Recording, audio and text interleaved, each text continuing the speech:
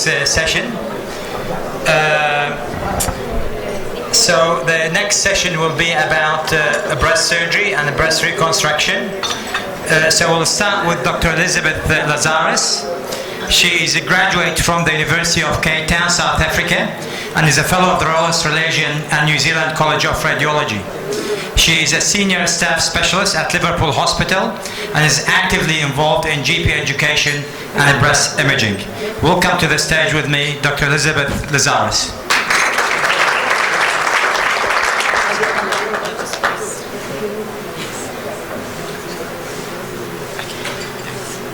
Hello everybody. I've been asked to speak about screening for breast cancer, just the various options that are available at this time. So just to give you a few statistics. As you know, the risk of breast cancer increases with age. About 24% of new breast cancers in women diagnosed in 2007 were in patients younger than 50 years. The average age of first diagnosis in women in 2007 was 60 years. But also good to know that a woman's risk of dying from breast cancer has been declining. And very important, in 2006, the 5-year survival for tumors 0 to 10 millimeters was 98.2%. And that is the whole point of screening, to get the cancers early on. So when we say screening, what do we actually mean? A screening mammogram is a standard 4-view study performed on completely asymptomatic women in an attempt to diagnose breast cancer at a preclinical stage. So, as you know, in Australia, free screening mammos are offered for women between the ages of 50 and 64 years, and that's because this target age group has the highest rate of breast cancer, and this is therefore the most cost-effective population to screen. But internationally, they do say that breast screening should start at age 40 years and should extend past 64 years. It's less cost-effective, but the Swedish results show significant reduction in death rates of about 40%. They say that women over 50 years with no high-risk factors, that's just normal risk women, screening is advised every 2 years for the rest of their life or until other medical conditions supervene that make the diagnosis of breast cancer irrelevant. HRT policy is to screen annually after 5 years of HRT use. So for women less than 40 years, what's advised is annual screening if a patient has a high-risk family history, which is first-degree relatives diagnosed with premenopausal breast cancer. And they say that screening should start 5 to 10 years earlier than the age of the youngest relative at the time of diagnosis. Screening mammography is 90% accurate. What is good about breast screen is that the risk is minimized by double reading of the mammograms, and this is really the only technique shown to decrease the death rate from breast cancer. It does detect DCIS, and it's still unclear which DCIS will progress to invasive carcinoma, and we may actually be over-treating DCIS. But at present, we do treat it as a malignancy, and with adequate treatment, there's 100% 5-year survival. So now I just want to touch on a subject which is in the news very much, especially in America, and that's breast density and risk assessment. So when we talk about breast density, breasts are mainly made up of fatty and fibroglandular tissue. As you know, the fatty tissue is dark on a mammogram, fibroglandular tissue is white. So the amount of white that is visible on the mammogram is the breast density. So if a patient has more fibroglandular density, a tissue compared to fat, the whiter the mammogram will be and the breast will be classified as more dense. Just remember that breast density cannot be determined by the way the breast feels or looks. It can only be determined by the mammographic appearance. So I often get patients coming, my GP says I've got very dense breasts, and then I look and they are completely fatty.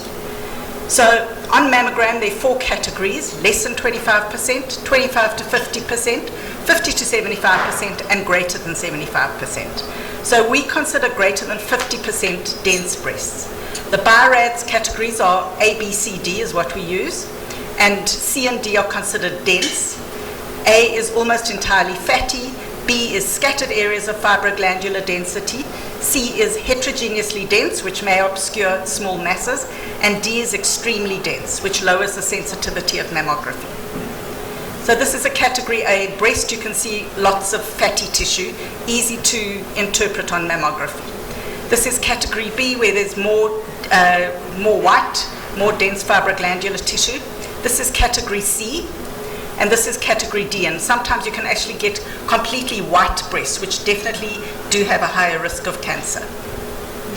So there's a new technique called, it's called Volpara, and quite a few other vendors have a different technique. And this actually categorizes exactly the percentage of density in the breasts. And so what it does, it's the same categories A, B, C, and D, but it tells you the exact amount of dense tissue within a breast. And breast density is emerging as one of the strongest independent risk factors for breast cancer. If you're in the highest category of breast density for age, women are at 4 to 6 times increased risk of breast cancer compared with women at the lowest category. So, women with dense breasts are not only at increased risk of developing breast cancer, but are also more likely to mask breast cancer, and that may result in delayed detection on mammogram. As I said, these are the risks. If you're category D, you've got 2.14 times increased risk according to Cancer Australia, and these were the figures in 2018. So this was this new Volpara density. It's automated.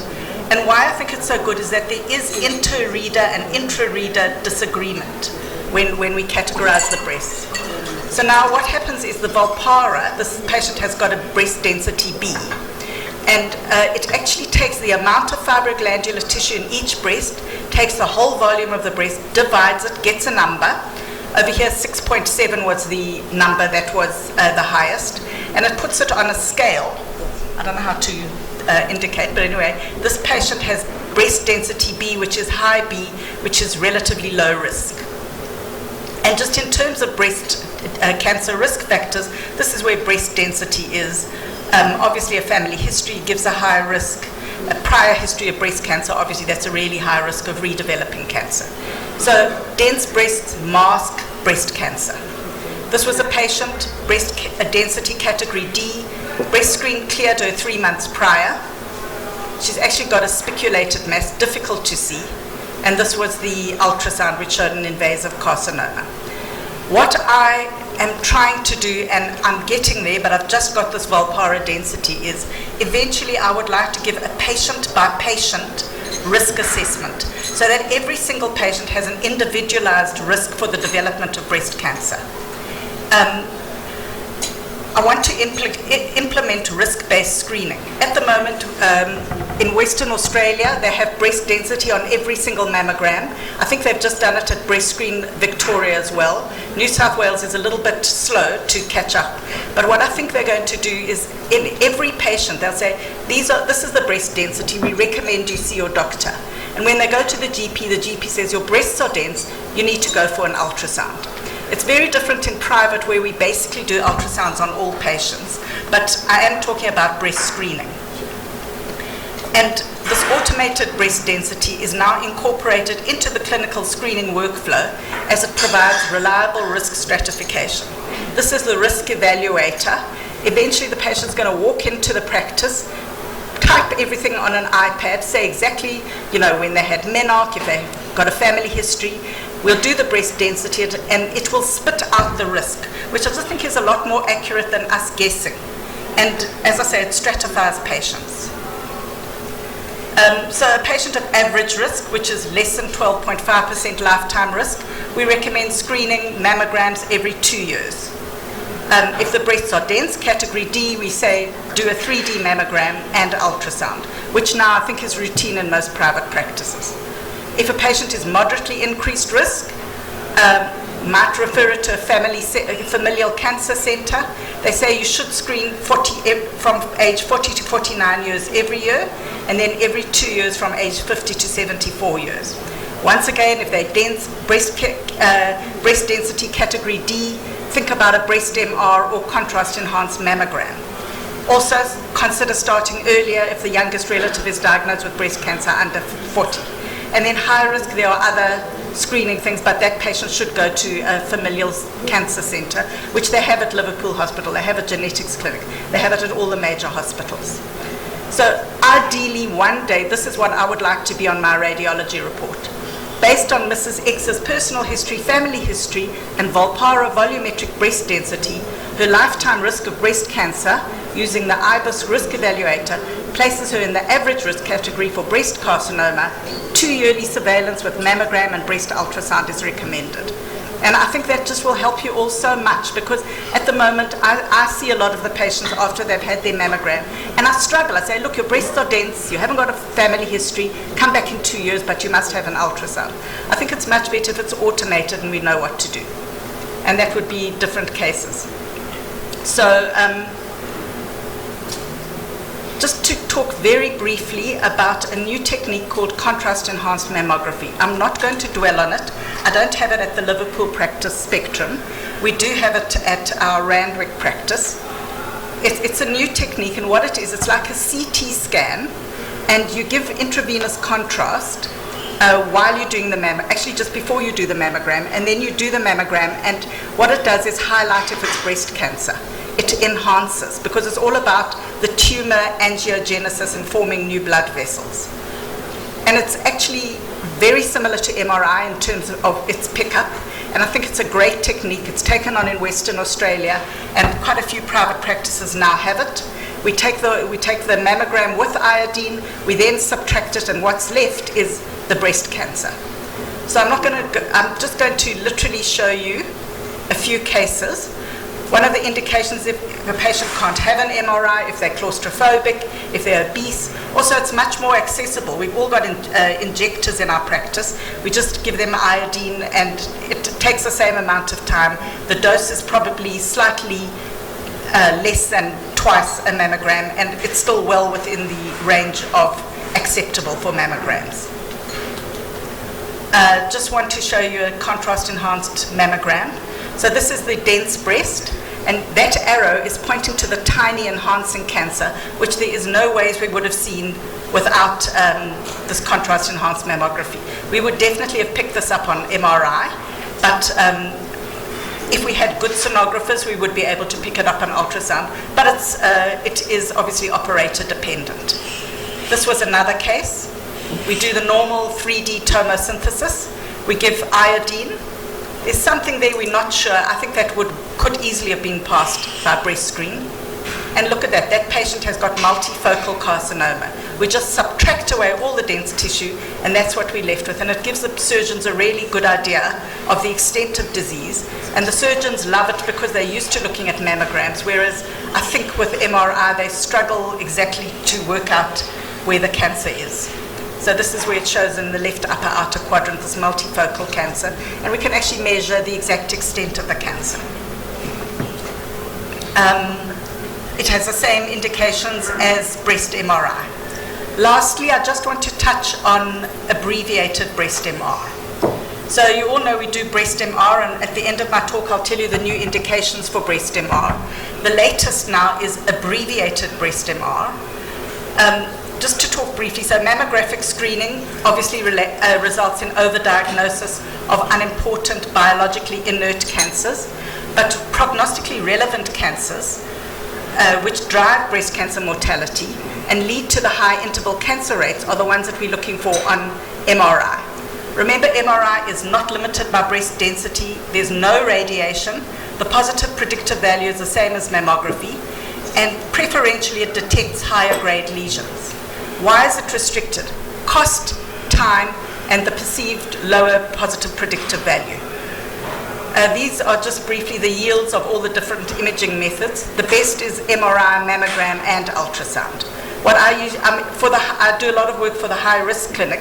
They send the patient for the mammogram, then I do an MRI, and judging on what I see on the MRI, I do a targeted ultrasound. That gives the highest yield of cancer.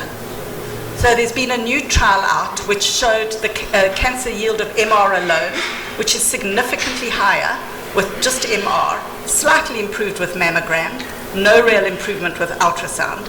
And MRI is basically superior for both invasive carcinoma and DCIS. But obviously the problem is availability, time, and expense.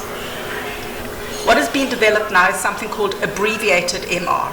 With new machines, the total scan time is less than 10 minutes, and obviously it reduces the time and the cost of MR. The problem is that when we do a full MR of the breast, we look and see how the lesion enhances, if it's delayed, if it's plateau. We lose all that with the abbreviated MR, but we are looking for early enhancement, and it's very good at that. Just to show you the future, there's going to be ultra-fast dynamic imaging.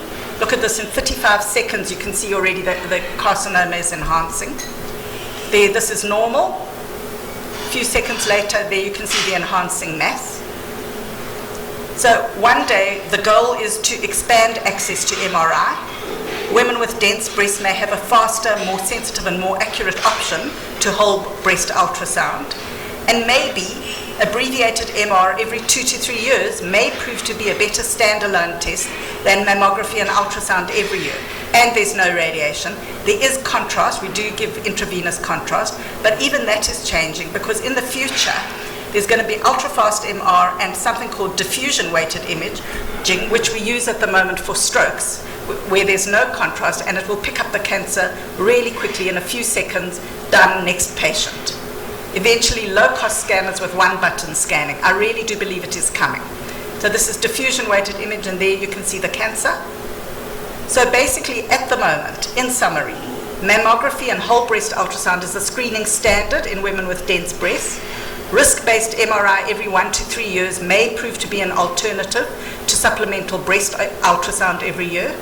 MRI every 2 to 3 years may prove to be a better standalone alternative to mammography and ultrasound every year in low-risk women with dense breasts. And I think that non-contrast MRI will likely become a screening option. Just to end, there are new MR criteria. They are only for specialists, but I think we have already started to be flooded with requests. And this is that, it's the second one, where a patient has a breast lesion. No, it's actually both of them. First one is the patient has been diagnosed with breast cancer, and a discrepancy exists between the clinical assessment and conventional imaging assessment, and the results of breast MRI may alter planning. And I can tell you, you see DCIS, we biopsy it, and they actually do surgery. It turns out they've got the margins, they're not clear. The surgeon goes back, redoes it. I think MRI will really help, even though MRI does not change mortality. Also, if we're not sure if it is a lesion or not, we're not sure if it's cancer, we can also do an MRI, which may help in our diagnosis. Thank you very much. Just to say that Spectrum has also started interventional radiology, and this is what we do. Just have a read of that. Yes. Elizabeth, I might have a question, if you don't mind. I think thanks for that. That's fascinating. I think we all agree that advances in medicine is due to the advances in really in radiology. Appendectomy is the same procedure 50 years ago and now, but the major advancement is in really in radiology. So when do you think this high sensitive, low invasive screening will be coming? In a few years' time, I would think. We're talking 5 years, 10 years? Yeah, I would think, definitely. We are already doing abbreviated MR, but I can't do it in 10 minutes. In my Randwick practice, where I've got the 3T magnet, we absolutely can. But not in Liverpool yet. We just need an upgraded magnet, but it's fantastic. I see. I might pass the message to James if you have any questions. Before invasion? Yes. Yes, but I still say mammograms are very good for calcification. I still believe that. Yes, for microcalcifications. Sometimes it's got to be a certain grade to be picked up by MRI or contrast-enhanced digital mammography. No, not always. We often see it. I mean, that's the whole point of breast screen, is picking up these microcalcifications, which we then biopsy stereotactically. MR will pick up the higher grade DCIS. So, it might not pick up those low grade ones which aren't enhancing at all and might stay the same for many years. We don't know yet. Yes. Thank you. That was gentle. Yeah, no. That was great, because it is obviously where the technology is really changing. If you had to punt whether you think MR or contrast-enhanced mammography is going to take over, you seem to be working on both fronts. Yes, I think both will be excellent. Yeah. And it depends. Obviously, I want to do MR because I've got MR machines and I've got 6 breast radiologists who are very, very competent. We're just learning contrast-enhanced mammography. It is still an injection, but I think it's also going to do very well. I think they're both going to run neck and neck. Neck and neck. Yes. Right. Okay. Thank you. Yes. Sure. Is the contrast enhanced mammogram At the moment, no, and we don't even charge for it. I think we'll probably just charge a consultation. I just want to get the answer. That is so we're not doing it in Liverpool yet, and so far no one has decided exactly what it's used for. I think I'm going to use it to problem solve. So if I see a spiculated mass on a mammogram, we can't see anything on ultrasound. Normally I would biopsy it stereotactically. Now I'll do a contrast-enhanced mammogram on the spot, speak to the patient, ask if they've got anything, and so we're not even charging for it. No. Okay. Any other question? No, we might move on. Yeah. I see it, not very often. Yeah. It's not that common. It's rare, but it exists. And easy to diagnose. We do it on ultrasound and biopsy. I spend a lot of my life biopsying gynecomastia, which I know is gynecomastia, because it looks completely different on ultrasound. Pardon? Yes. For the sake of time, thanks very much. Thank you. I have the pleasure to present Associate Professor Dr. James French. He's a specialist breast and thyroid surgeon and head of breast surgery at the Westmead Breast Cancer Institute. He's got a very busy private, and we were just talking that recently, over the last 5 years, I think there's a lymphoma associated with the breast implant and a breast expander, which has been all over the news, what's known as ALCL, which is a form of lymphoma that's associated with the breast implants. And Dr. James, actually, I just realized about 6 months ago there was about 22 cases diagnosed here in New South Wales, and Dr. James done 6 of them. That's about 25%. So I have the pleasure to present Associate Professor Dr. James French.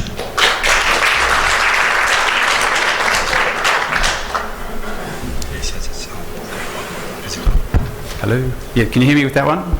Yep, great. Okay, thank you. Just stick with that. Great. Well, thank you very much, Latha. It's a great pleasure to be here, and I admire all of you for staying so late in the afternoon on Sunday. It's been a lovely day out there. And a great segue to sort of be following a radiologist, because often in breast cancer management, of course, the radiologists have been involved from before they come to. And perhaps to try to address your question, I personally treat probably somewhere between 220, 250 women a year with breast cancer, and I see 2 or 3 men a year. So it's about 1% of my practice, and I saw a guy maybe 4 weeks ago now. So usually I see them in February, and I don't know why that is, but this guy turned up he was a bit late, but he's done very well. So I feel like I've been given a pretty big topic here. This is essentially to try and talk about all of breast cancer management, oncoplastic breast surgery in 15 minutes. So I thought to try and do that, what I do is share with you how I sort of go through most patients when I present with me what normally would be a 60 or 70 minute consultation with patients. Clearly in an educated audience like this, I'll be able to talk A, faster, and B, perhaps just use a few more medical terms. But this is, I thought by doing a fairly typical case, we'd try and highlight some of the issues that I have to go through with each of these patients. We'll talk a little bit about risk-reducing surgery and give you a couple of my thoughts on reconstruction post-mastectomy. So I am the head of breast surgery at Westmead. I've been in that role for about 10 years. I was trained originally as a general surgeon. I spent 2 years subspecialising in breast and endocrine surgery, and now work exclusively just in oncoplastic breast surgery. And I do work within what's called a multidisciplinary team environment, and we've had that established now for nearly 25 years at Westmead. And as a unit there, between the 4 surgeons across public and private practices, we treat somewhere between 450, 500 women approximately a year. It makes us one of the sort of largest centres in Australia. So this case is a real case. I just saw her 2 weeks ago. She was a 55-year-old lady who came through breast screen, and she had a screen-detected left multifocal breast cancer. She was G3P2. She had no family history of breast cancer, and that's probably about half of my patients who come through don't actually have an identifiable risk factor or family history of breast cancer. And she was otherwise largely well. And a lot of the breast cancer patients, you know, once they're over 55, 60, have a bit of hypertension, high cholesterol, but generally speaking, they are a reasonably well population of patients. And in this particular case, she had no medications or allergies, which was good. Non-smoker, which is very important as a surgeon. Certainly when we're doing the more advanced oncoplastic procedures, smoking is one of the risk factors that can predict for a higher risk of complications.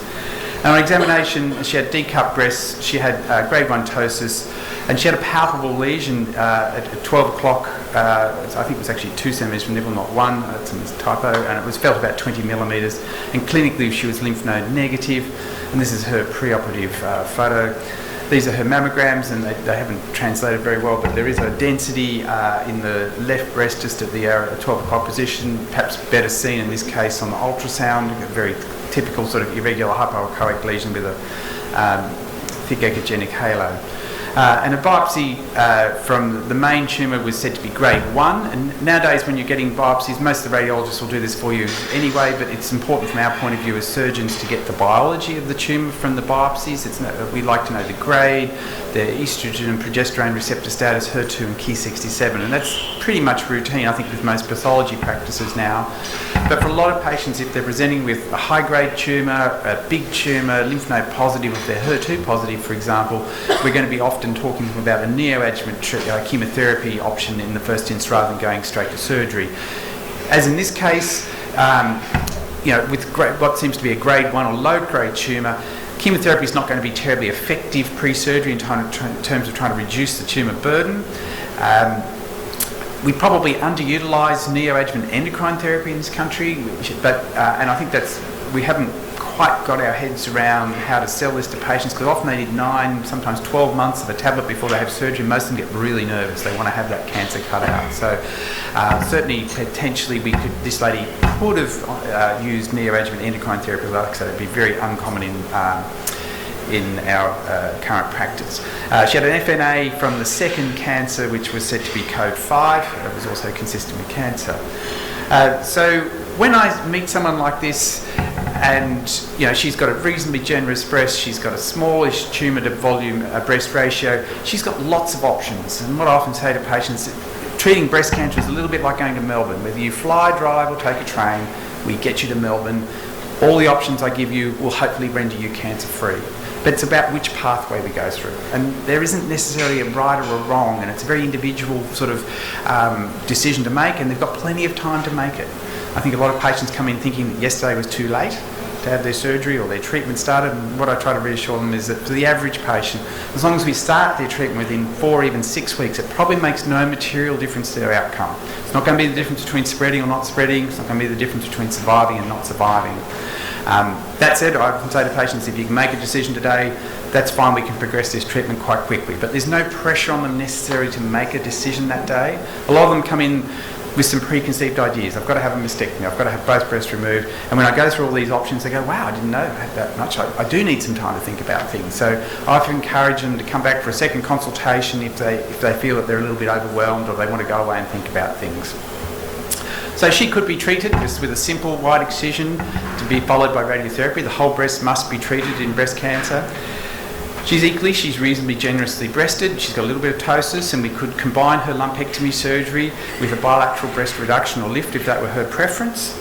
And we don't, in this case, need to do that to get the cancer out. There are certain patients where the tumour is so big that unless we did it as a breast reduction type surgery, we wouldn't be able to get it out and maintain symmetry. But in this case, this would be sometimes called oncocosmetic surgery. So she could have her lumpectomy surgery and choose to have a simultaneous breast reduction. She could equally be very well treated by having a mastectomy. A mastectomy for breast cancer treatment is excellent, but it does come at the price of losing their breast, and psychologically for a lot of patients that can be difficult. And she could also choose to have a mastectomy with some sort of reconstruction, and in principle, and we'll talk about this a bit later, it could either be done at the same time as the mastectomy or it can be done as a delayed procedure, and it can either be done using implants or using her own tissue. And often what I say is, whatever they choose with their breasts, we also need to formally assess their lymph nodes, and she was clinically and lymph node negative, had a normal ultrasound of her axilla. So we would normally start in this case with a sentinel node biopsy, and whether we do that with radioactive dye and or blue dye. And then depending on the result, we may end up having to do a second procedure to clear her axilla. And I would just make a point nowadays that if someone starts off as being lymph node positive, so they had palpable nodes or ultrasonically suspicious nodes, and they went on and had a biopsy from those nodes. Nowadays what we're doing is putting marking clips into the lymph node, and we might also put the marking clip into the breast, because this would be someone who would generally think of as high risk for requiring chemotherapy. And we're giving the chemotherapy first, trying to shrink the tumour down, trying to decrease the tumour burden volume in the axilla, and then at surgery we're removing the clipped node from the axilla as well as 2 or 3 other sentinel nodes, and we're removing the reduced area in the breast as well. So we're trying to de-escalate the treatment in the axilla and in the breast without compromising the surgical treatment, but trying to get the same good cancer result. So as it turns out, this particular lady was interested in having a breast reduction done, so this is her preoperative markings in the anaesthetic bay, so she chose to have a lumpectomy, sentinel node biopsy from the cancer point of view, and a simultaneous breast reduction. And she went home day one virtually pain-free. So she came back on Friday last week, and as it turned out, she had 2 cancers as was predicted from her preoperative imaging. She had a no special type or otherwise invasive cancer, and she had an invasive lobular carcinoma, which is the second most common type of breast cancer, and they were 19 and 10 millimetres respectively in diameter. As it turned out, they were called grade 2 on the formal pathology as opposed to grade 1 from the biopsy, and the margins around the invasive cancer were all clear.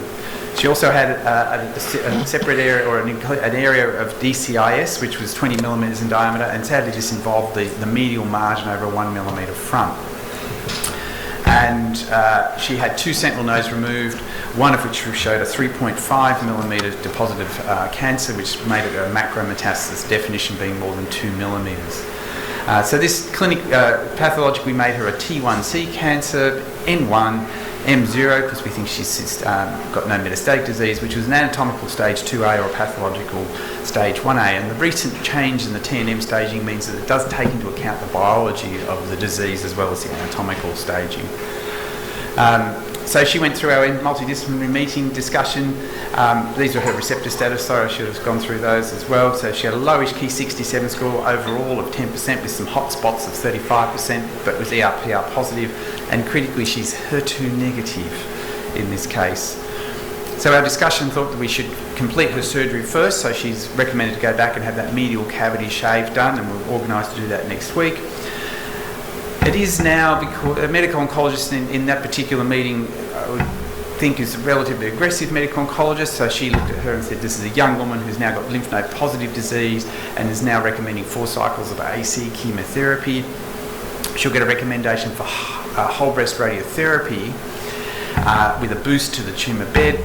And there was a lot of discussion about what to do with that single positive lymph node in the axilla, and certainly 5-10 years ago that was an automatic decision to clear the axilla surgically. Nowadays, as long as patients accept having their systemic therapy, we can do something called high tangent radiotherapy, which then covers the low axilla, and hence and that can help reduce the risk of developing lymphedema by using radiotherapy. So if we look at risk-reducing mastectomy, there's an increasingly common trend to using bilateral mastectomy. In the States, in the 15 years, that's gone from being a few percent to 20% in the SEER database. I spend a lot of my time trying to talk patients out of bilateral mastectomies if they've got unilateral disease and do not have an associated strong family history. There are, however, I think some pretty clear-cut indications for recommending bilateral mastectomy, and sometimes that might be risk-reducing in the case of the women with a BRCA gene mutation, 1 or 2. By the time those women are being referred to me from the family history clinics, they've often already made an active decision to have risk-reducing surgery. There are also another category of women who I think have got strong family histories who haven't had an identified gene, so they still may have 3 or 4 affected family members and no gene has been identified, but we would still consider them at high risk of developing breast cancer, and certainly in those women I would also be happy to offer them risk-reducing surgery if that were their choice. And I have quite a long conversation with patients who, even if I've really talked about unilateral treatment, if they still really want the contralateral breast removed at the same time, if the psychologist has seen them and said that they're not mad, which most of them are, and they accept that risks come per side, so they literally are doubling their risk of complications, as long as they understand that, I'm happy to offer that to them if that's what they want. Even in the setting of risk-reducing surgery with a BRCA mutation, we probably can reduce their real risk by about 95%. So it's not I think some people come in thinking, if I have bilateral mastectomy, I can never have breast cancer again. And sadly, that's not true. If you've got live skin at the end of your mastectomy, which is what we want to have, even if we've made the flaps very thin, by definition, where the Cooper's ligaments attach into the back of the skin, there are some breast cells left behind. In theory, you only have to leave one cell behind for it to potentially change. So we can never totally eliminate their risk. And of course, most of these, certainly the younger patients, are interested in immediate reconstruction. That, of course, is inherently more complex surgery, and they come to a slightly higher risk of complications. So often say to patients, if I could look in the eye and give you a 100% guarantee you wouldn't have a complication, why wouldn't you have a reconstruction after bilateral mastectomy? Of course, that's just not true. So they do need to weigh up the potential risks and complications. Can I ask a question? How often do you see recurrence in the skin flap that you leave behind? So, look, I quote up to 0.5% per year risk. So if we look at the 10-year risk, perhaps as high as 5%. In reality, it's probably a little bit less than that, but in terms of, if we're trying to put it in perspective for the patient, what we often tell them is that it's about a 1% per year risk if you have a lumpectomy, clear margins, and radiation. So 10 years, 10%. Yep. If you contrast that to the mastectomy rate, it's probably about 5% over that same 10 years. But if you do total mastectomy and you just leave the skin flap, then you shouldn't have any recurrence. That's correct? Well, not because some of the terminal duct lobule units actually go up into the Cooper's ligaments, and they pin into the back of the skin at the same level as the subdermal blood flow. So if you've got live skin, yes, by definition you have left some cells. Now, at operation, as breast surgeons, we are trying to take out every bit of visible macroscopic breast tissue. Okay. But we cannot take out every single cell, sadly. Okay. And this is the tension, I think, between trying to do an oncologically sound operation, but one that's technically leaving the blood supply to the skin envelope. Yep. And that's one of the real challenges with nipple-sparing mastectomy. It's got big random pattern flaps, unless we preserve that second intercostal perforate. Thank you. So the reconstructive options these patients often choose, and I'll start by saying that 10 years ago the national average of reconstruction, immediate reconstruction, was a sad 12%. Over the last few years, with a lot of effort through the societies, got that up to about 20-25%, and at Westmead we're currently running around about 50 to 55% of our patients having an immediate reconstruction. We've got a very ambitious program trying to offer this to absolutely everyone who's medically fit.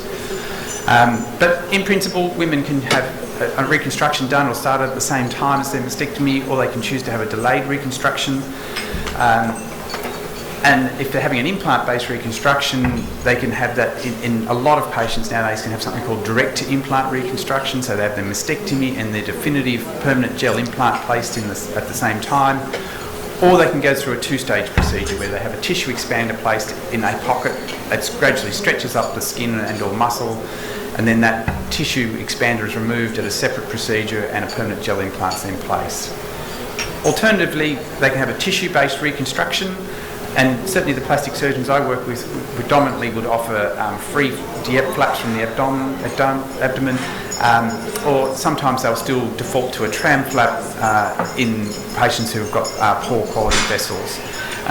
There are some other options which I don't see utilised very often, but often sort of as last resorts. They're latissimus dorsi flaps. They sort of come and go in trend, but at the moment, certainly where I'm working at Westmead and northwest parts of Sydney, they are sort of the fallback if there's a disaster sort of salvage situation, and we occasionally see the plastic surgeons using pedicle trams to really resurface chest walls if there's been terrible recurrences.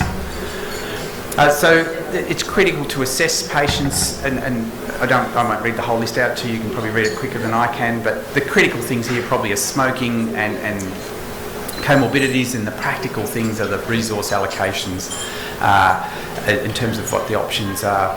But in my practice, a lot of patients, if they're suitable for direct implant reconstruction, will end up with a prepectoral nipple-sparing mastectomy. So this is a young lady in her mid-40s of Chinese descent, very favourable skin envelope for a nipple-sparing mastectomy, direct implant reconstruction. This is her result just 1 week after having had her right breast removed and an implant placed straight away. And we know over the next few weeks this will just settle down and look a little bit more natural.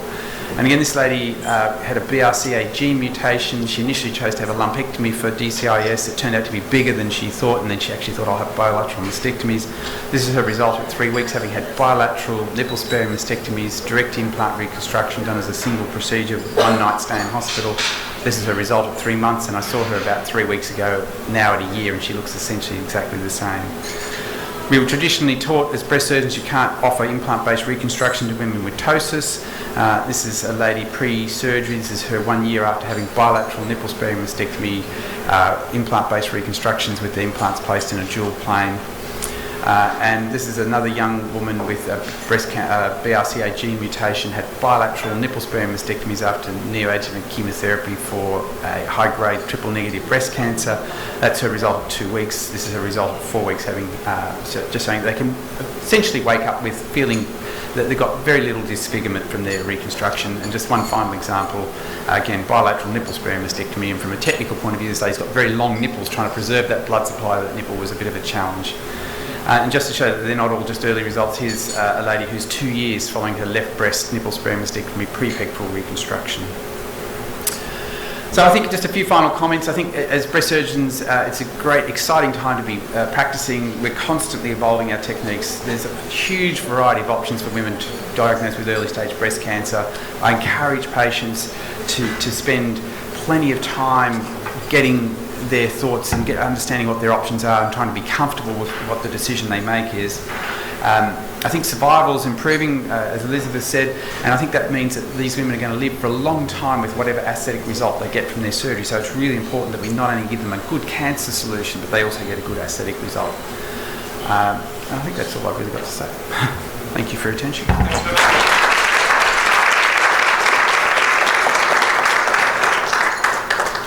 Question? Any question? I might ask a question, James. Actually, fabulous result you showed down there, and they actually, some of them looks as good as the original, which is fascinating. It's interesting to look into the field of oncology, breast oncology, because it is changing. It's not only removing breast cancer. We used to see 10 years ago, we used to say one breast which is still there, the other breast has a massive mastectomy scar. This is not acceptable in this day and age anymore. So as you could see from the result, that it is really followed by a very nice reconstruction surgery. So I just want to ask a question. When do you consider immediate and when do you consider delayed reconstruction? I offer everyone who is medically fit and who's technically suitable the option of immediate reconstruction and try to tease out for them what's important. I'll have a lot of patients nowadays with the ALCL thing saying they don't want to have an implant, so they're tending to go down the referral to plastic surgeon, getting free flap option.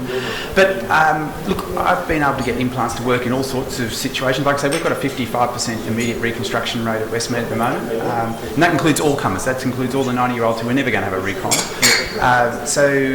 But the people I'm very cautious about are people who have had previous radiotherapy, women who are likely to require post-mastectomy radiotherapy, active smokers are the ones which, you know, where the risk-benefit ratio starts to go the wrong way around. So with active smokers, do you tell them to stop smoking for 6 weeks, or do you tell them you go the autologous option? So ideally, if they've got a neoadjuvant chemotherapy option, what we try and do is encourage them to become non-smokers while they have their chemotherapy. Ideally, we'd like them not smoking for six weeks. That's as a minimum. Yeah. But look, if they've got cancer, they've got cancer. So sometimes we run the gauntlet together if they accept the increased risk. I think for the woman who comes in smoking 50 cigarettes a day, we say no. It's just too high risk. But if she's smoking 5 or 6 and you know the cancer really needs to be treated, we will together accept a higher risk of complications. Fair enough. Just the last few photos that you show, fabulous outcome. How did you achieve that outcome? Were they implant reconstruction? No, they were all implant. They were implant reconstruction, and they were submuscular implants.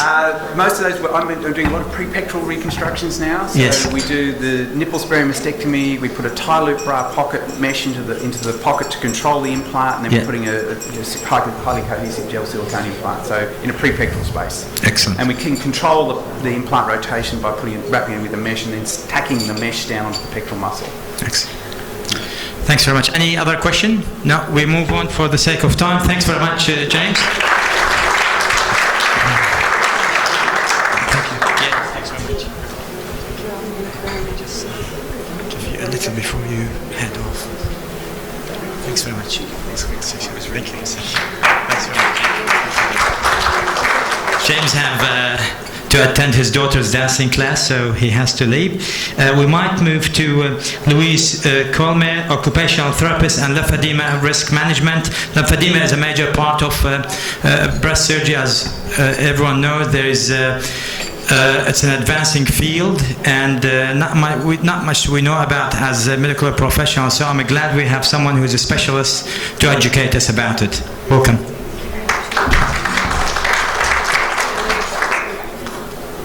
Well, good afternoon, ladies and gentlemen, and thank you for the invitation to present at this meeting. I work at Macquarie University, and I'm a lymphedema therapist and have been working particularly in breast cancer lymphedema for almost 30 years. And in that time, lymphedema has definitely changed, just like breast cancer has changed.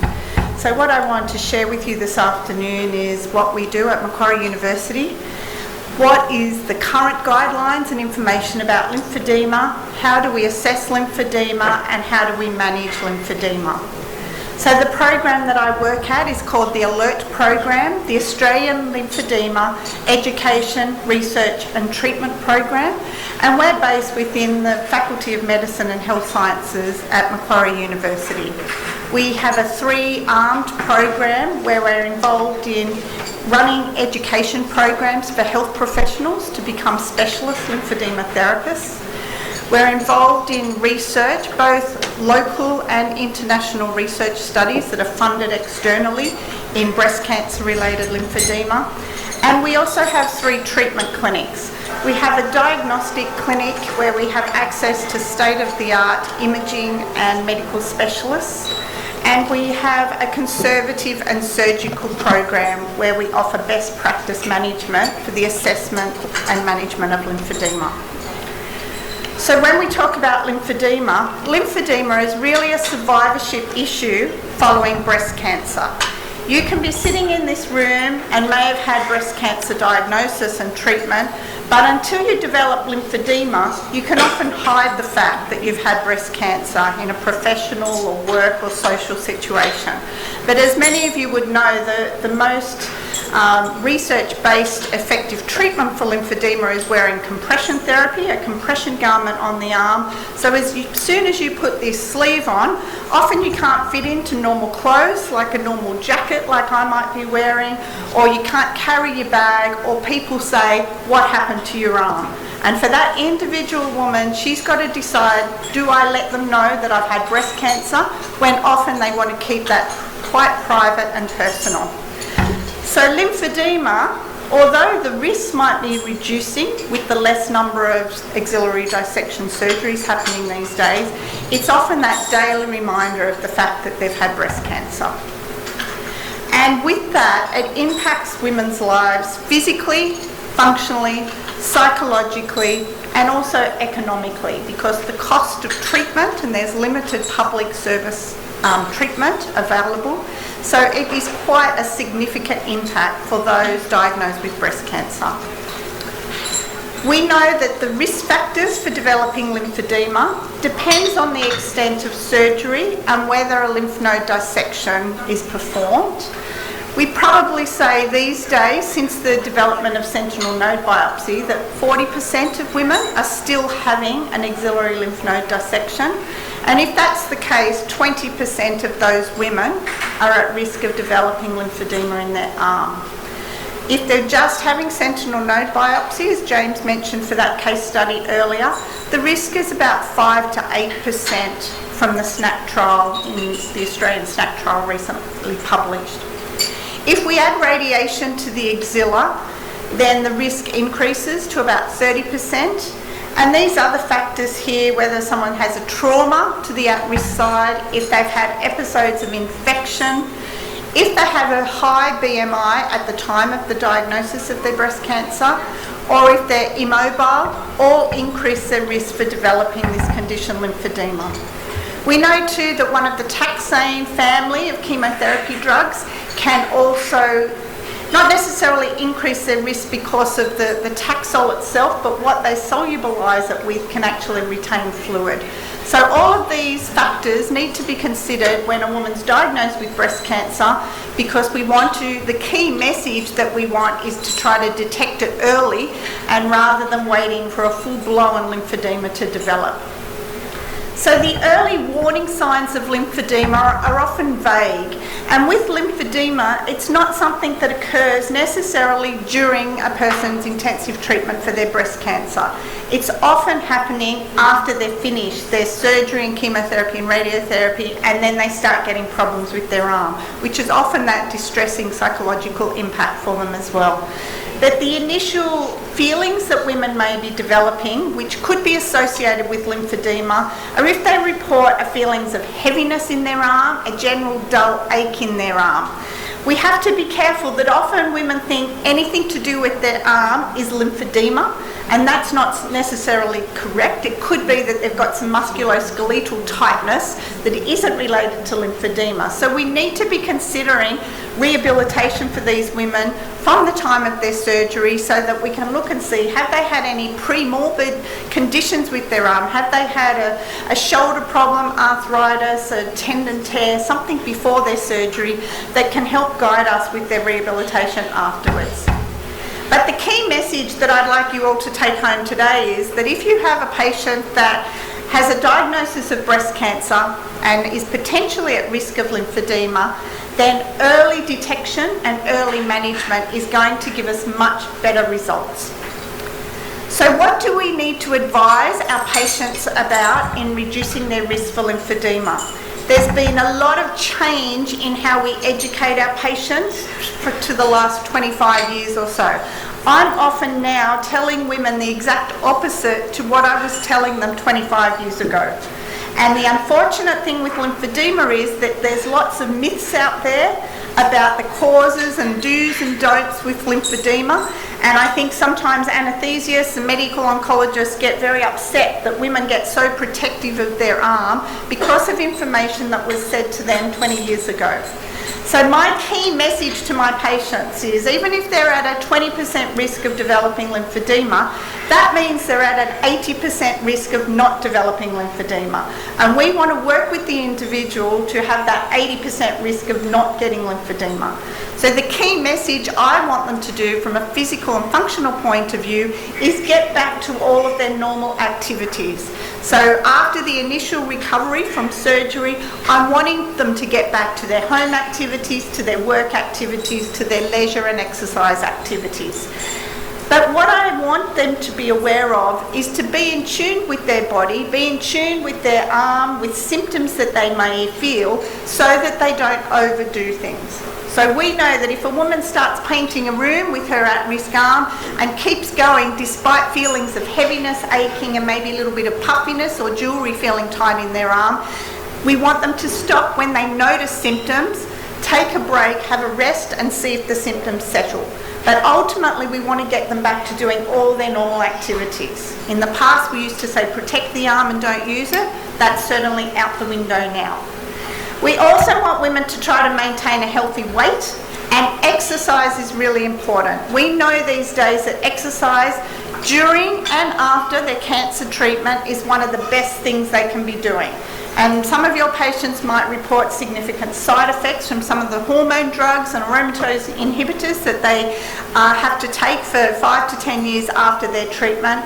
I try to get my patients to encourage them to do exercise to try to reduce their risk of recurrence, cancer recurrence, reduce their risk of lymphedema, and also get them back doing normal activities. So I hope when you get home today you start doing some exercise. It'll keep us all brain, mind better. We want them to look after their skin because we are aware of the lymphatic system, and any cuts, scratches, burns, bites, break to the skin can potentially be a risk factor for developing an infection because of the surgery that they've had. And I'm sure those of you who are seeing these women in your practices may have seen episodes of cellulitis, and we know those at risk of of lymphedema certainly have higher risks of developing cellulitis. So skin care is good, and encouraging patients to massage their skin with moisturising cream and directing it to the axilla. We want them to do whatever exercise they like doing.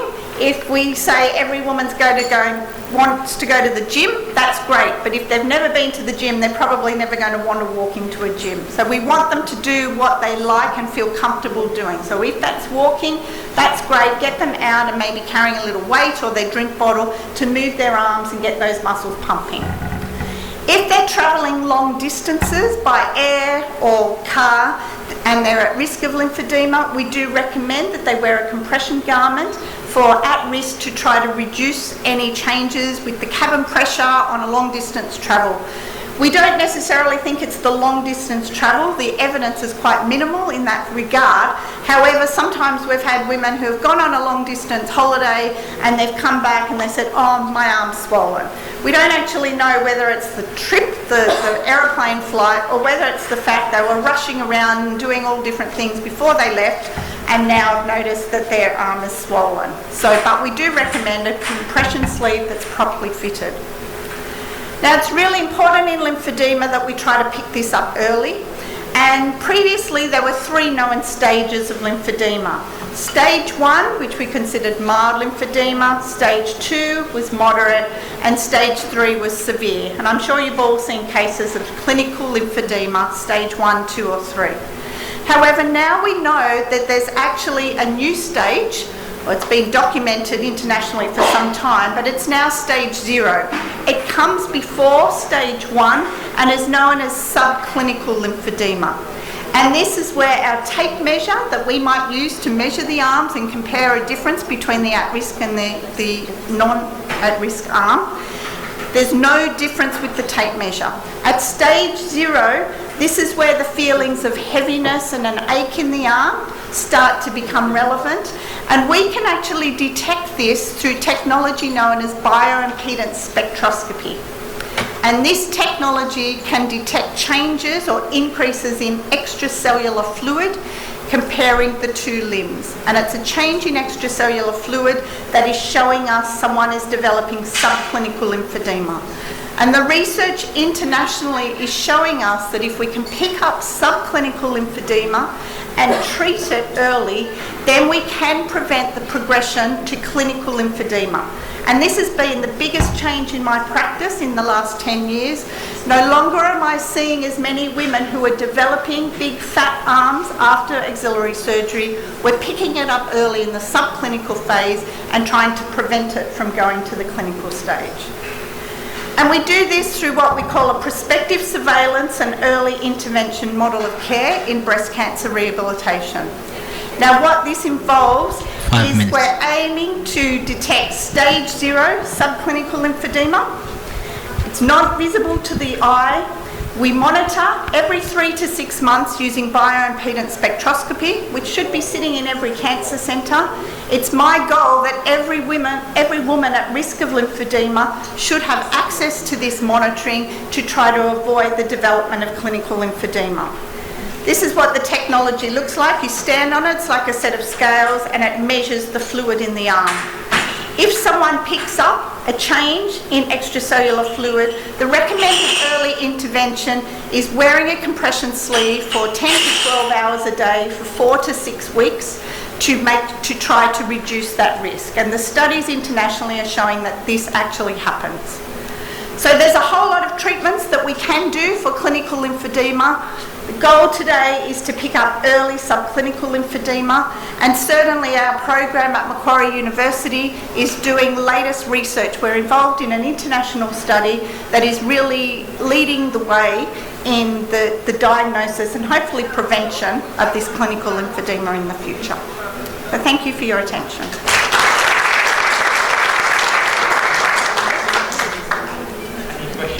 Any questions?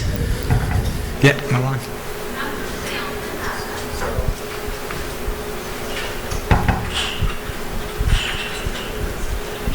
Thank you.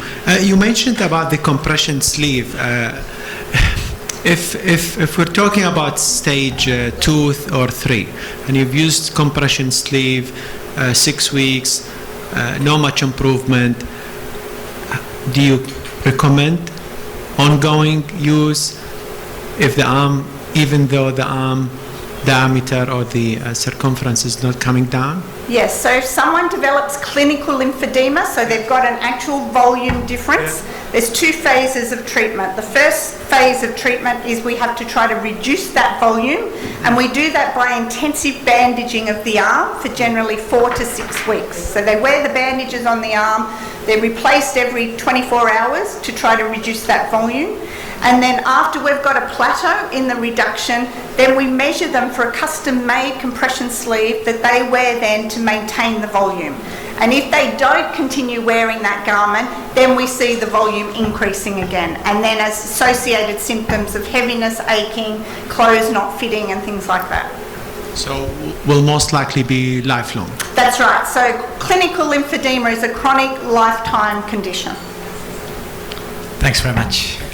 What's the complication of this bandaging? So there's no real complications of the bandaging. The bandaging really reduces the volume, and then we maintain it in these specially made compression sleeves. Long life when you apply the bandage for hours. Yeah, so what we do is we get the women to move their arms while they're on the plane. So on a long distance flight, we say do some exercise once an hour while they're awake. Also keep hydrated, keep drinking water. That means they've got to get up and go to the bathroom. So again, they're moving. It's that immobility that probably the lymph system becomes sluggish. Thanks very much. Thanks very much, Louise. Just want to make a comment on stage 0 lymphedema. If you have a bit of ache and heaviness in the arm, it sounds like we all need to come and see you. So we heard from a radiologist and a breast surgeon and occupational therapist. We'll present a pharmacist now, so we could cover the topic on all aspects. So please welcome to the stage for me Chanel Prasad, oncology pharmacist. She works at Westmead Hospital. She will tell us more about the role of oncology pharmacist in the care of cancer sufferer. Thank you. Thank you.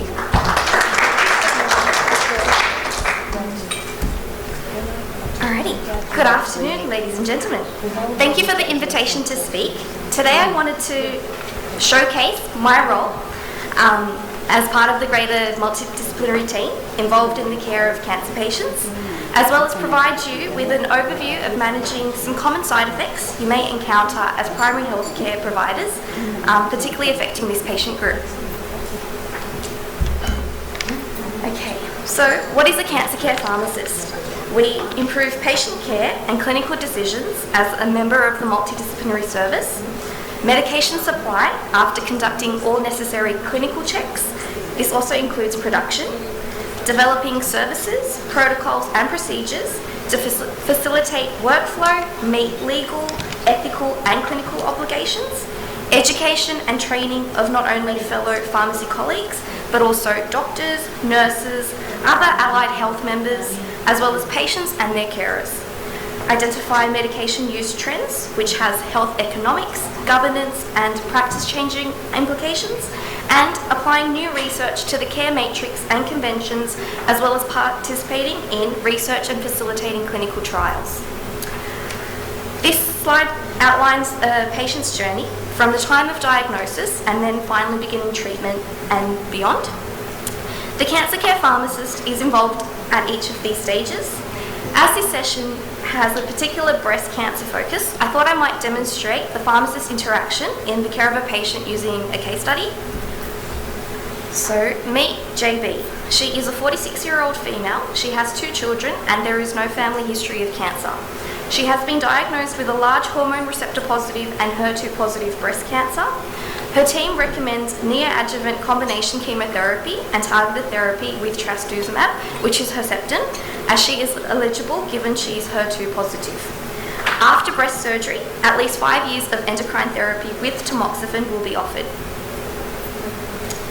This is just a snapshot of her treatment schema from EviQ, which is a resource freely available, and it's evidence-based cancer treatment protocols and information to support not only health professionals but also for patients. And this is part 2 of her treatment. So pre-treatment workup. Treatment planning involves review of blood tests, other pathology to guide and optimise treatment, as well as cardiac function evaluation to assess the left ventricular ejection fraction, or LVF, with either echocardiogram or gated heart pull scan. All new patients are encouraged to attend a group education session at our hospital, which is organised in conjunction with the Cancer Council. And this session serves as an introduction, provides patients and their carers with useful, relevant information, and helps to allay any fears they may have. Some videos are played to provide a general understanding of things to expect with having cancer treatment. There is a pharmacist presentation, and then the session concludes with a tour of our facility where patients will see where they will be having treatment, see patients undergoing treatment, and a chance to meet some of the nurses. Westmead Cancer Care Pharmacy is a unique pharmacy in that all of our treatments are made on site in an aseptic room. All necessary clinical and production checks are made to ensure safety and effectiveness. Some photos of our team at work are shown here. On the first day of treatment, patients have an individual information session with their treating nurse and pharmacist with discussion about side effects, how to alleviate them, and supporting information sources are used to facilitate this discussion. A thorough medication history is also collected from the patient to confirm any known medication allergies, any concurrent medications the patient may be taking, including prescription, over-the-counter and alternative medications, to identify any interactions. Patients are also supplied with a support pack to assist with having treatment. If febrile neutropenia is a risk with the patient's treatment, the pharmacist also supplies a febrile neutropenia letter for presentation to the emergency room. This is just an example of the febrile neutropenia letter. The pharmacist also counsels the patient on how to use any supportive medications that is specific to their treatment, such as antiemetics, tips on how to self-manage, as well as when to report worrying symptoms.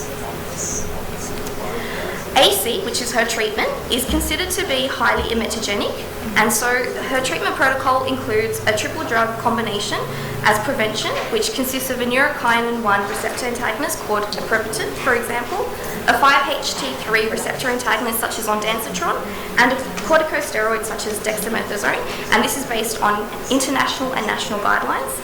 Patients on AC are also eligible for the combination preparation, which is Lequinsio, which is a combination of nitipetant and palonosetron, and is included in their regimen as a pre-medication. JB has her first clinic review. Cycle 1 of treatment was complicated by grade 1 nausea, mild constipation, and mouth ulcers. She was also admitted with febrile neutropenia.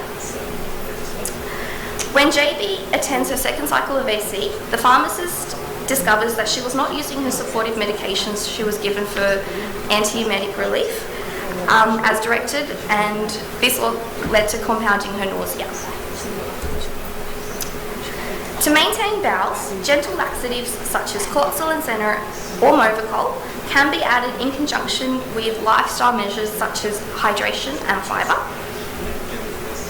Mouth care is an essential talking point, as many treatments particularly have a drying effect of mucosal membranes, and this can result in a cascade of adverse effects as shown on this slide. These are some things patients can do as part of mouth care. Mouthwashes, gels, gargles, using sugar-free lozenges and gum can help provide temporary relief. NADI refers to the lowest blood count after chemotherapy, particularly the white blood cell count and platelets. Febrile neutropenia is an oncological emergency which can occur as a consequence and may result in sepsis if not appropriately or timely managed. Treatment is adjusted according to toxicity, such as dose or inclusion of additional supportive care. This shows some self-care tips for patients on how to prevent as well as to monitor for febrile neutropenia, particularly measuring body temperature and actioning any unwellness as soon as possible. For cycle 2, JB was re-counselled by the pharmacist on use of antiemetics and was recommended to use them regularly for the first few days post-treatment. Cloxyl-N-Senna was recommended to manage the bowel. Pegfilgrastim, which is a long-acting growth factor support preparation, was added which stimulates production, maturation and activation of neutrophils as well as the release of neutrophils from the bone marrow to prevent febrile neutropenia recurrence. JB completes the remainder of her AC and then starts part 2 of her treatment. Hypersensitivity reactions to cancer treatment can be common, and certain treatments are attributed with greater incidence, such as monoclonal antibodies and taxanes. In order to minimise the possibility, due to histamine release, patients are pre-medicated before each treatment, and pending the occurrence of infusion reactions, these are weaned off as they proceed with the remainder of their treatment. The pharmacist educates them on symptoms to monitor for, particularly such as dyspnea, hypertension, angioedema, flushing, chest pain, tachycardia, and widespread urticaria. The management is, these are managed as indicated. So we're up to week 4 of our patient's treatment, and she mentions that she's had 1 or 2 episodes of diarrhea about 2 days post each infusion. Diarrhea can be a common effect of paclitaxel, as there's reduced resorption of water back into the intestines, and that leads to the soft and watery stools. Anti-diarrhea medication can be initiated as part of management. Patients are also advised about self-care and reiterated foods to avoid, ensuring adequate hydration and when to seek help. The final component of our patient's treatment is extended endocrine therapy. During this stage, patients are generally managed in the community. There is initially monthly follow-up with their oncologist, and this is extended to 3 monthly and then 6 monthly once they're stabilised. The role of endocrine therapy is essentially to block estrogen and progesterone, which can stimulate cancer growth. Tamoxifen is particularly used for premenopausal women. Other preparations such as goserelin can be added, which helps to stop the ovaries from producing estrogen. Hormone therapy is usually prescribed for 5, sometimes 10 years. Many women experience menopausal-like symptoms as a result, and it might be as simple as adjusting medication dose, switching to another therapy, or even having a break from treatment to sort of resolve these issues. Sometimes women find that switching from one therapy to another also helps to minimise and reduce side effects.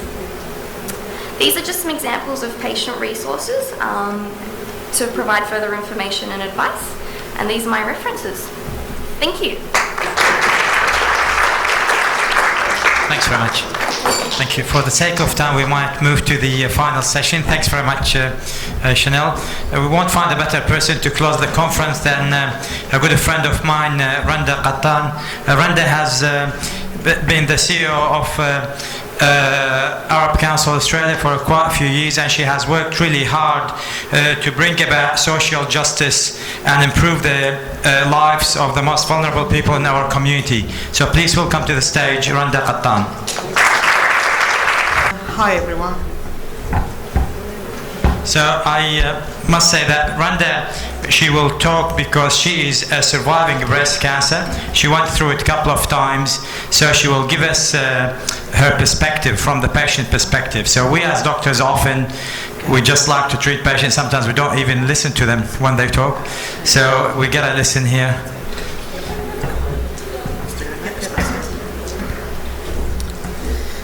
Hi, how are you? Hope you're all doing well. I won't bore you too much. I'll keep it interesting. Congratulations first to Iraqi Health Professionals Association Australia on holding your first conference. Is this the first? Yes, congratulations, and I hope it's going as well as you expected. And we usually do this thing in our organisation and in my field, that is the human rights field. We acknowledge the traditional owners of the land on which we meet and pay our respect to elders past and present, and I would like to do that now. And if there are any Aboriginal people in the room, I acknowledge them as well, and I pay my respect to them, and I acknowledge that this land was, is, and always will be Aboriginal land. So, as Laith has said, I've been given the task of sharing my experience with breast cancer, not only the medical side of it, but also the social side. Medical, I'm not a doctor. Half of the language that was said today, I understood half of it. The other half is just didn't understand all of it. So let me tell you a little bit about me, and thank you, Laith, for introducing me. I've been in my field for quite some time, 30 years. I've been over 30 years. I've worked in mainstream with migrants, not just with the Arab community, from all walks of life, all ages, and so on. And I've managed a number of projects and campaigns, and within and outside the Arab community, as I said. And I've been the CEO of Arab Council Australia for half of its life, a bit more than half of its life, which is 40 years old, Arab Council. Arab Council is 40 years old, and we celebrated yesterday, and there was a big bash. Zoe and Laith attended for about half an hour. And they had to leave because the dad there wouldn't let them stay. So Arab Council Australia, in case you don't know, we represent the interest of all Arabs, people of Arab background, and I'm not too sure if there are non-Arabs in the room. I can't see, but I will say what that means. Those who don't know, the community, the Arab community, is quite diverse. There are 22 Arab countries, and approximately, I would say about 65 or 60%, not that I've done the statistics lately, but up until now, it's just these are the stats. About 65% are Christians, and the others, 35%, I think, Muslims, possibly going up to almost half now, I'm not too sure. The reason I say this, because anybody who's born in an Arab country belongs to a religion. Even though some of them don't believe in a religion, they still belong to a religion. But we in Arab Council Australia, it's a secular organisation. It doesn't matter whether you believe, you don't believe, you belong to a religion or not, it doesn't matter. As long as you identify or you speak Arabic or you come from an Arab country, the organisation is yours. Now back to me. I'm always on the go, highly driven by one cause or another, and anyone who knows me knows that I tend to juggle way too many things. I go from the micro to the macro in the space of a few seconds. So between a rather huge job that I have and a family, I have very little in my head I have very little room in my head for anything else. And as I said, Laith introduced me, and I think on your programs you will see that I've had breast cancer. Now, I've had breast cancer twice. I was diagnosed 12 years ago in 2007, and with early grade, early stage. And if I say anything wrong medically, please humour me and don't correct me. It's okay. Just let me, just let me be. I was diagnosed with early stage grade 3 breast cancer, and that first cancer is much more memorable than my second for some reason, which I was diagnosed only early this year, in February.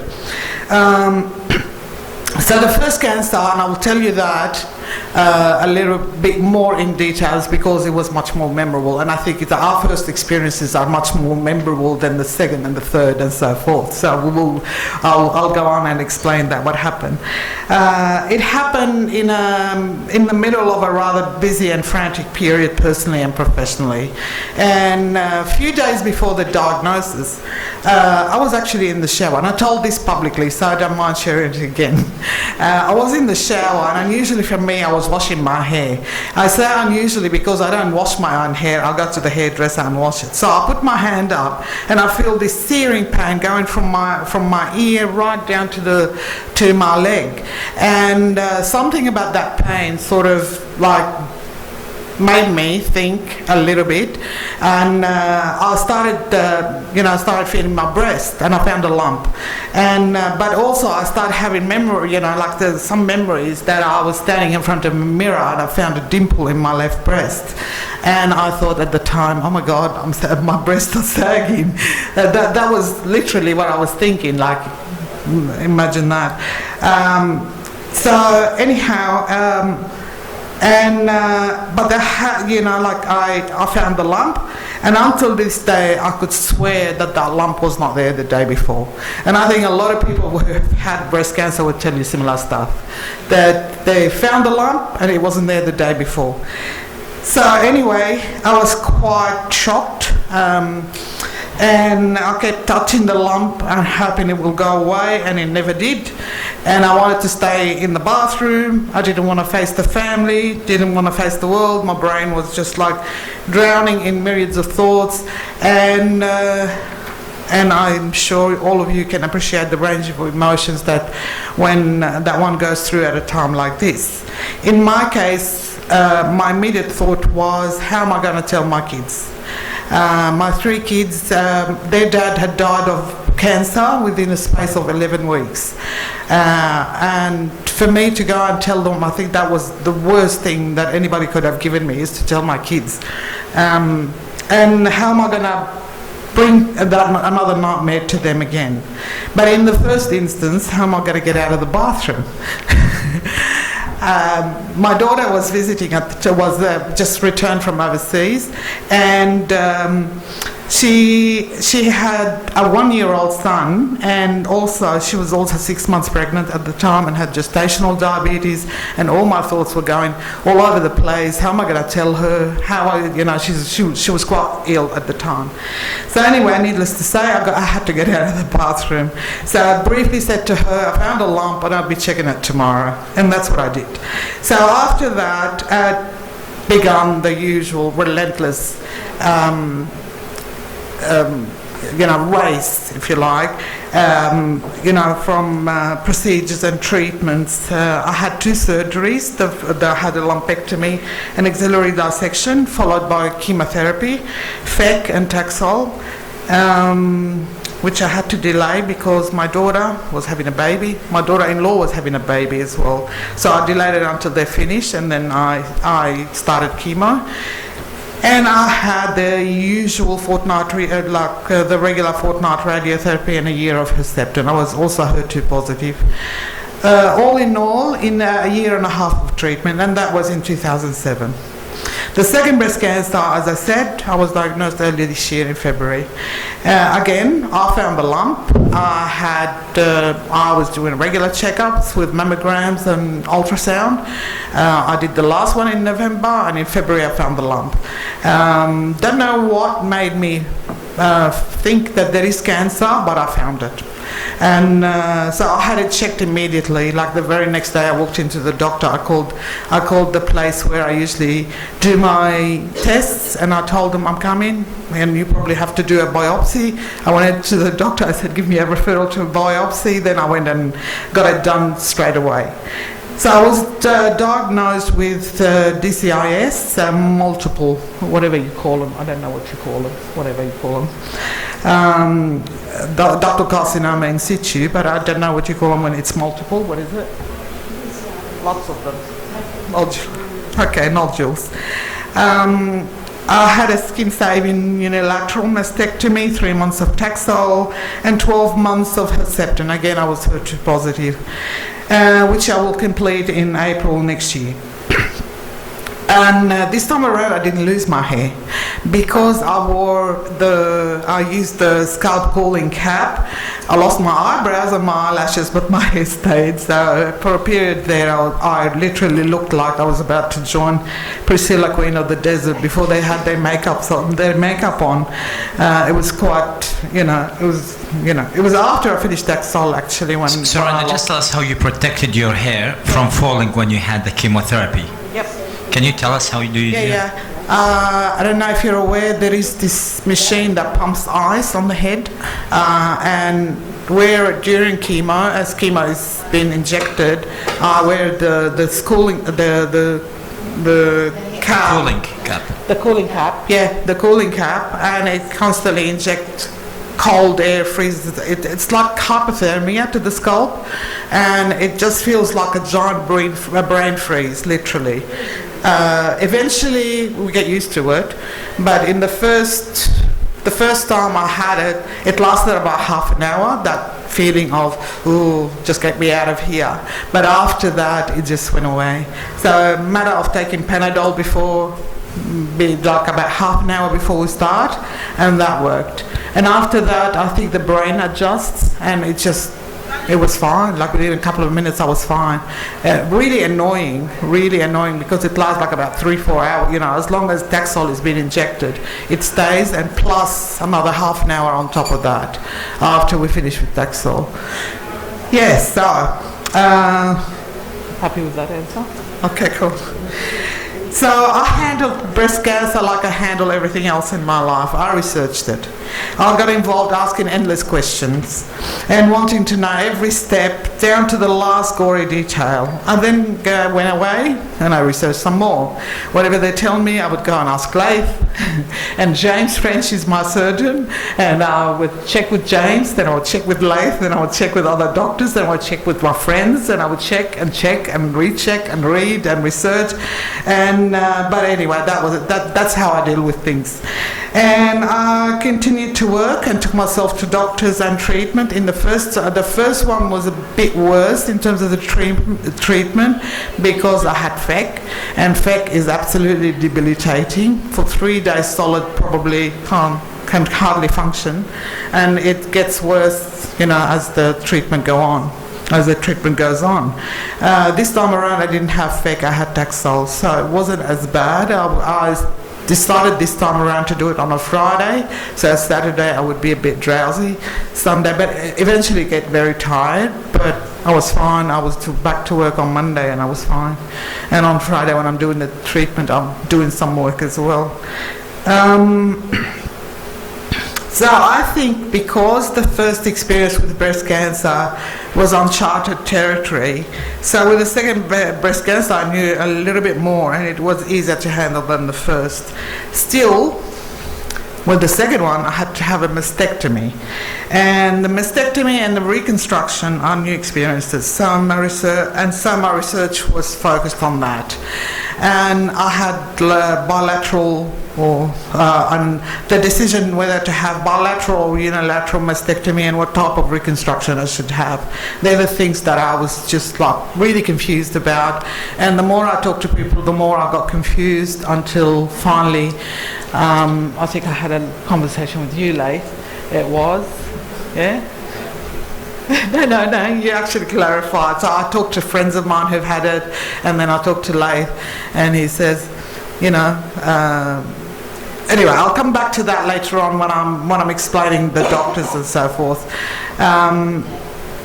So except when people check up on me, I actually forget that I have cancer this time around. I actually literally forget I don't have cancer, and I don't because I've had the surgery, or at least I hope I don't.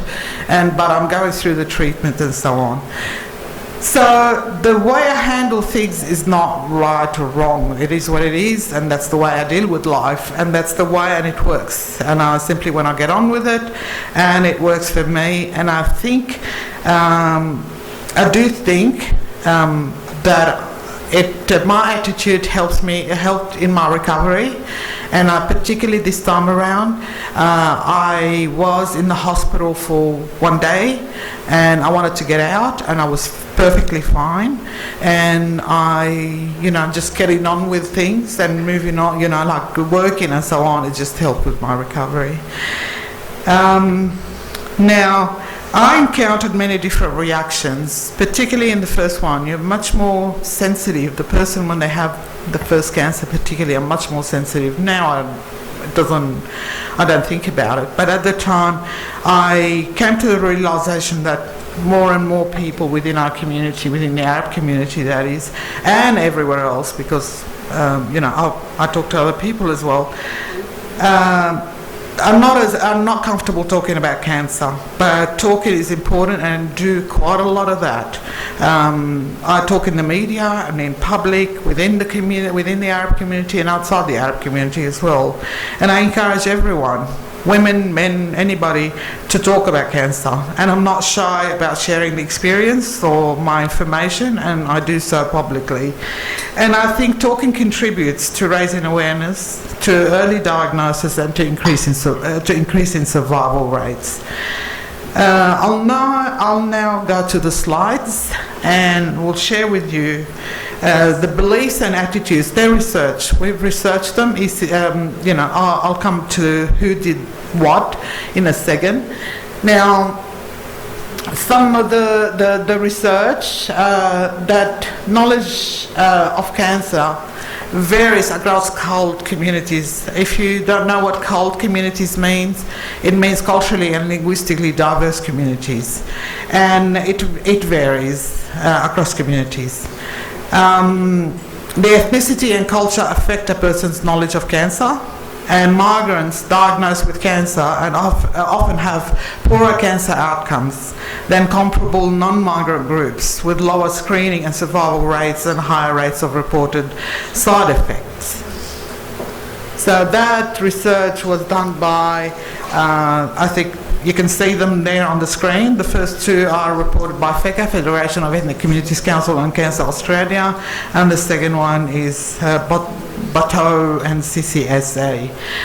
Now, the other thing that they found is that people believe that cancer is incurable and contagious. That knowledge of cancer diagnosis can speed the progression of a tumour. Just by the sheer fact, if they know about it, then it can speed up the progression of a tumour. So they tend, within the community, they tend to, and not just the Arab community, but also other communities, they tend to, only relevant members of the families rather than patients should be fully informed about the prognosis and should be able to act as intermediaries between health professionals and the patients.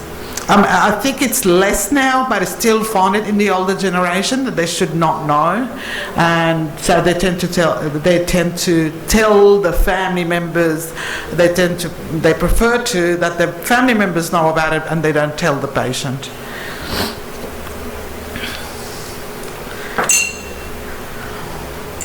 So the other one is that cancer is predetermined. It's from God. That's what is supposed to happen, and that's another finding that researchers found, that FECA and Cancer Australia in 2010 found, that cancer is a source of shame, includes belief that cancer is a consequence of previous behaviours in the present of past life, that cancer can be divided into two types, benign or malignant, it doesn't matter what the diagnosis is, and that cancer is hereditary. And we find that a lot. We had a group of women, 10 women, Arabic background, and I'm an ambassador for a number of different organisations, and one of which is Breast Cancer Network Australia.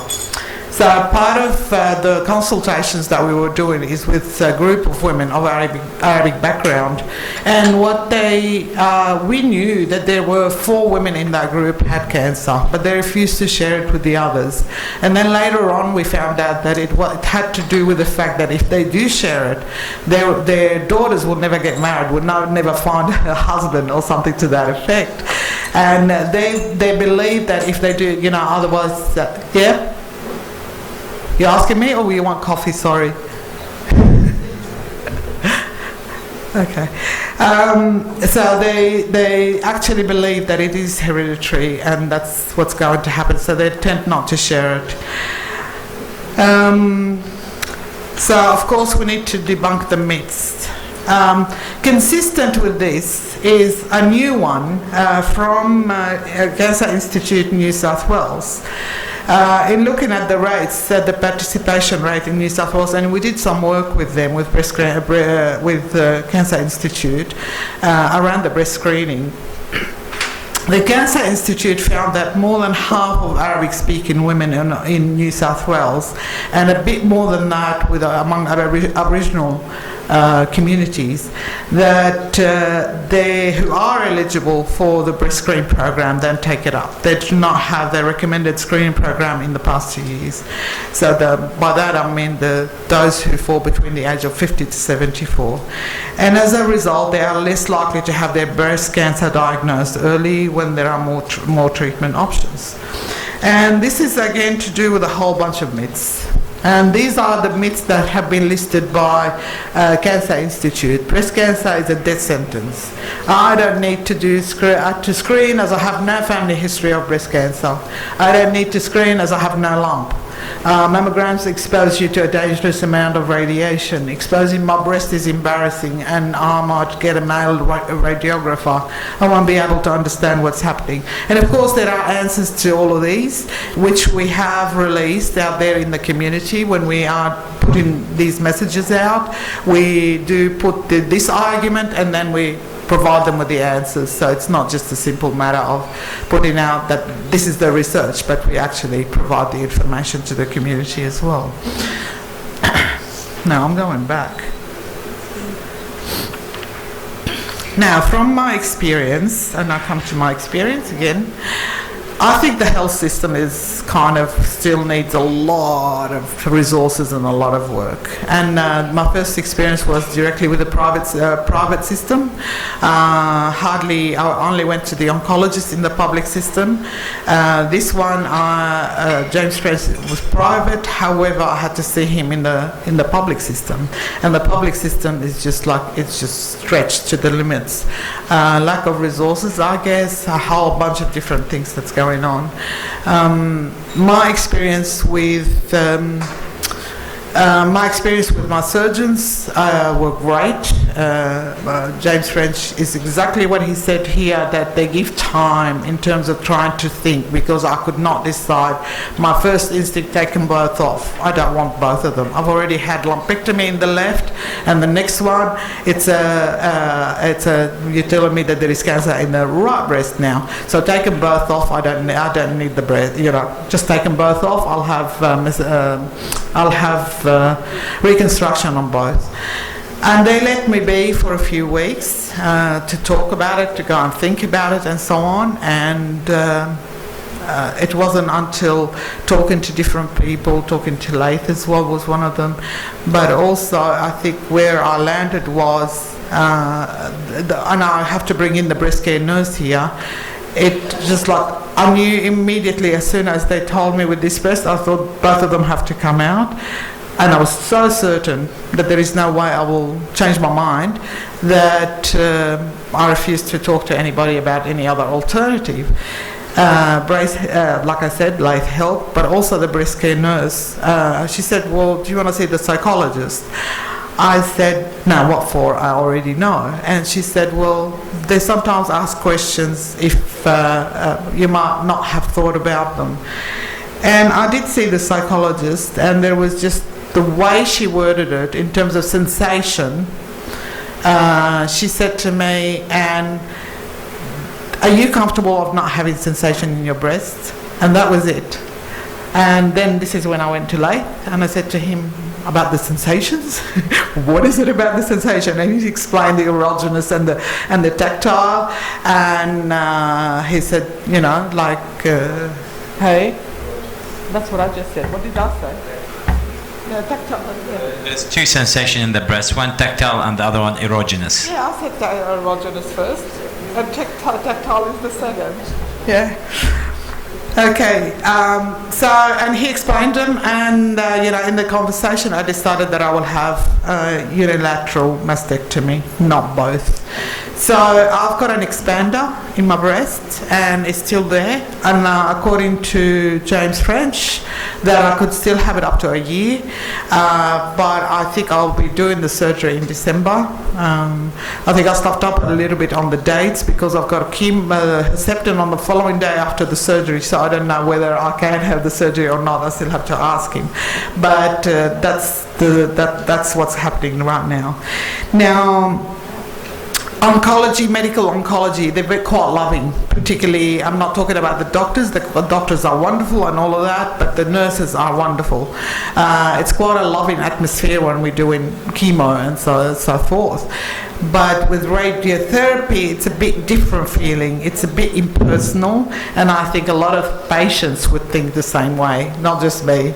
And I'm not a person who needs to be fussed over. I don't like being handled, but at the same time, I don't need to be treated like a number. And I find that with radiotherapy, a little bit more impersonal, a bit more distant than medical oncology. As I said, in terms of the breast care nurses, I think they're a must. I think they need to be referred, people need to refer to breast care nurses, and they do at Westmead Hospital. 12 years ago, the breast care nurse was very new. It was still being trialled, but this time around, they're everywhere in Westmead Hospital. 5 minutes. No worries. And other women for their experience. Women with breast cancer, and I'm sure everybody else with breast cancer, with cancer per se, people do talk to each other. You're not the only ones they talk to.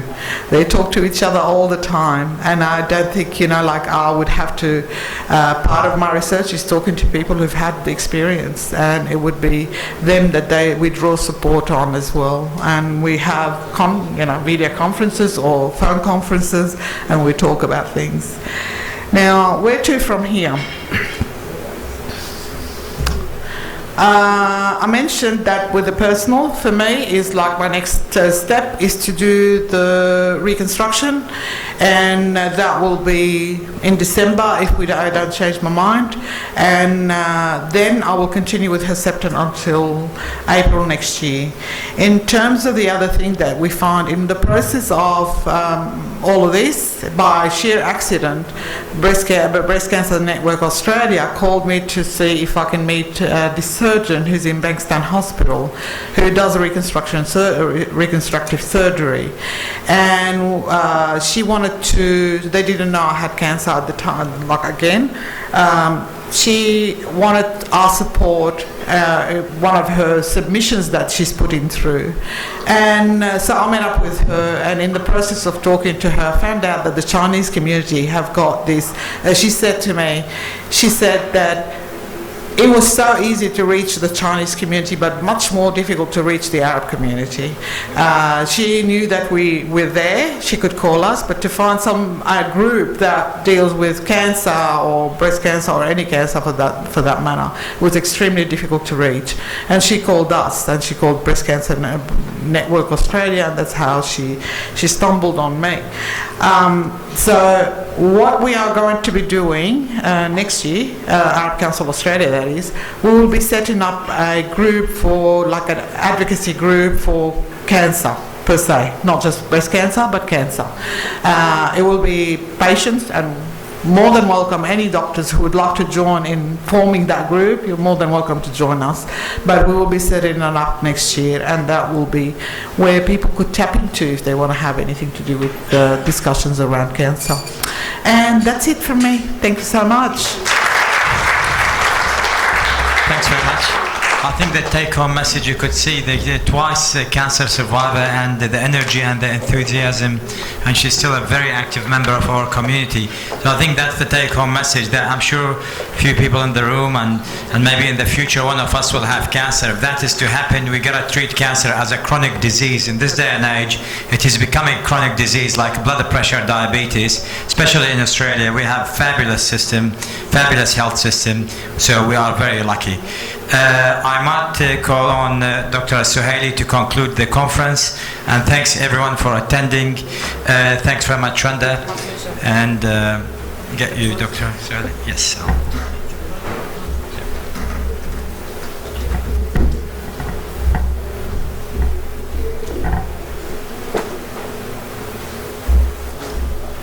Thank you, Lee. All right, we would like to conclude the proceeding of the conference today. So it was a great meeting, and I think you'll all agree that we had such informative talks, great speakers. We learned from invited speakers, but also we reviewed, we looked at some of our Iraqi achievers and learned about their journeys and learned from them. We do have a great talent. We thank you all for coming. We thank all the sponsors. We thank all the people who worked together to get this conference happening.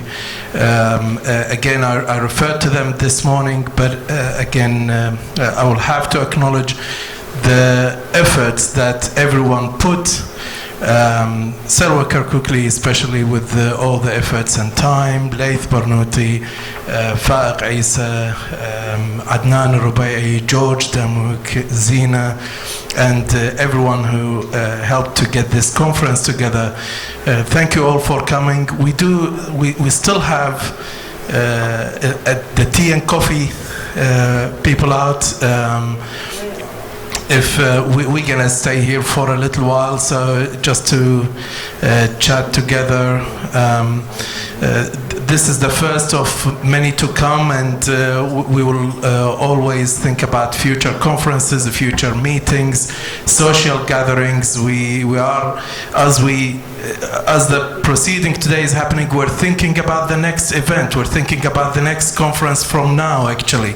We're thinking about how we can get you all together again, just to, we get stronger and strengthened by being all together. Solidarity is the main message. And thank you for coming here on Sunday. Thanks again. Hopefully it's coming.